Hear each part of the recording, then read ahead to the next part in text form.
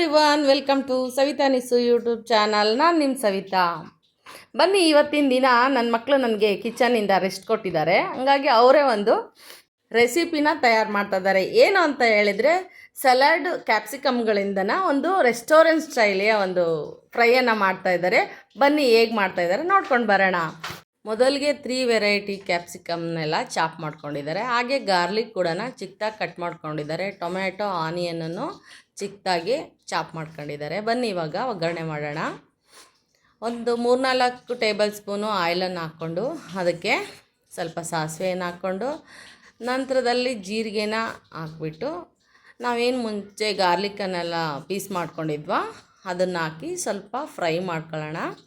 ಅದಾದ ನಂತರ ಕಟ್ ಮಾಡಿ ಇಟ್ಕೊಂಡಿರೋ ಆನಿಯನ್ನ ಗೋಲ್ಡನ್ ಬ್ರೌನ್ ಬರೋ ತನಕ ಸ್ವಲ್ಪ ಫ್ರೈ ಮಾಡ್ಕೊಳ್ಳೋಣ.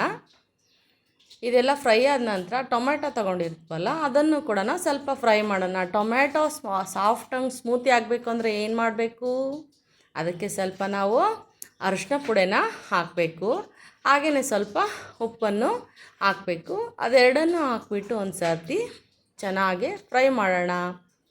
ನೀಟಾಗಿ ಫ್ರೈ ಆಗ್ತಾ ಇರುವಾಗಲೇ ನಾವು ಏನು ಕಲರ್ಫುಲ್ಲಾಗಿರೋ ಕ್ಯಾಪ್ಸಿಕಮ್ ಅಂತ ತೊಗೊಂಡಿದ್ದು ಅದನ್ನು ಕೂಡ ಅದಕ್ಕೆ ಸೇರಿಸಿ ಸ್ವಲ್ಪ ಲೈಟಾಗಿ ಫ್ರೈ ಮಾಡಬೇಕು. ಬನ್ನಿ, ಇವಾಗ ಟೊಮೆಟೊ ಸ್ಮೂತಾಗಿದೆ, ಫ್ರೈ ಆಗಿದೆ. ಇವಾಗ ಅದಕ್ಕೆ ನಾವು ಕ್ಯಾಪ್ಸಿಕಮನ್ನು ಸೇರಿಸೋಣ. ನೋಡಿ, ಇವಾಗ ಕ್ಯಾಪ್ಸಿಕಮ್ ಹಾಕ್ತಾಯಿದ್ದೀನಿ. ಕ್ಯಾಪ್ಸಿಕಮ್ ಎಲ್ಲನೂ ಹಾಕ್ಬಿಟ್ಟು ಚೆನ್ನಾಗೊಂದು ಫ್ರೈ ಮಾಡ್ಕೊಳ್ಳೋಣ. ಡೀಪ್ ಫ್ರೈ ಆದರೂ ಮಾಡ್ಕೋಬೋದು, ತುಂಬಾ ಚೆನ್ನಾಗಿರುತ್ತೆ ಇದು. ನೋಡಿ, ಈ ಥರ ಎಲ್ಲನ ಫ್ರೈ ಮಾಡ್ಕೋಬೇಕು. ಹಾಗೆಯೇ ಸ್ವಲ್ಪ ಹೊತ್ತು ಫ್ರೈ ಮಾಡಿದ ನಂತರ ನಾವು ಅದಕ್ಕೆ ಒಂದು ಲಿಡ್ಡನ್ನು ಕ್ಲೋಸ್ ಮಾಡಿ ಒಂದು 5 ಮಿನಿಟ್ಸ್ ತನಕನೂ ಅದನ್ನು ನಾವು ಹವೆಯಲ್ಲೇ ಅದು ಸ್ವಲ್ಪ ಫ್ರೈ ಆಗಬೇಕು. ಆಗ ಸಾಫ್ಟಾಗಿ ಅದು ಬೇಯುತ್ತೆ, ಚೆನ್ನಾಗಿರುತ್ತೆ ತಿನ್ನೋದಕ್ಕೆ.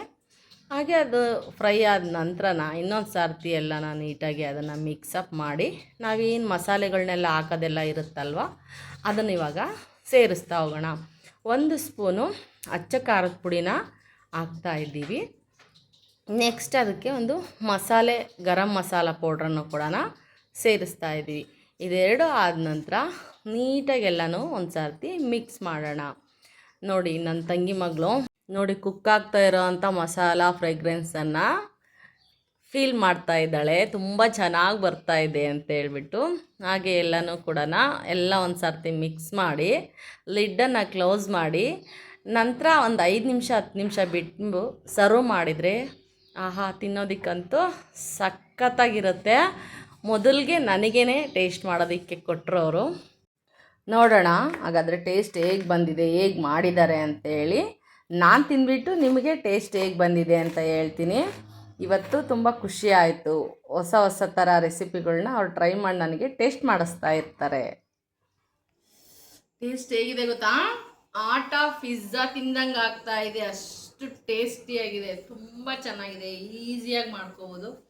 ಮಾಡ್ಕೊಳ್ಳಿ, ಎಲ್ಲರೂ ಕೂಡ ಇಷ್ಟ ಆದರೆ ಒಂದು ಲೈಕ್ ಮಾಡಿ, ಶೇರ್ ಮಾಡಿ, ಕಮೆಂಟ್ ಮಾಡಿ. ಹಾಗೆ ಹೊಸದಾಗಿ ನೋಡ್ತಿರೋರು ಸಬ್ಸ್ಕ್ರೈಬ್ ಮಾಡ್ಕೊಳ್ಳಿ. ಹೀಗೆ ಹೇಳ್ತಾ ವಿಡಿಯೋ ಮುಗಿಸ್ತಾ ಇದ್ದೀನಿ. ಬಾಯ್, ಸಿಗೋಣ.